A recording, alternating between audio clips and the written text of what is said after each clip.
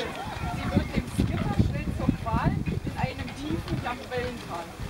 Darum, Neptun, bitten wir dich sehr, gebe Crew und Schiff ein wenig mehr, aus deinem Reich dem Wasser her.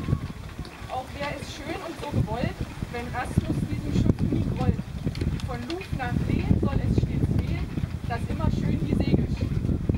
Was Petrus jetzt noch wissen muss, Regen führt schnell zu Verdruss. Die Sonne soll am Himmel stehen, dass Schiff und Crew schön segeln können. Damit taufe ich auf den Namen Wieder Unklar. Ja.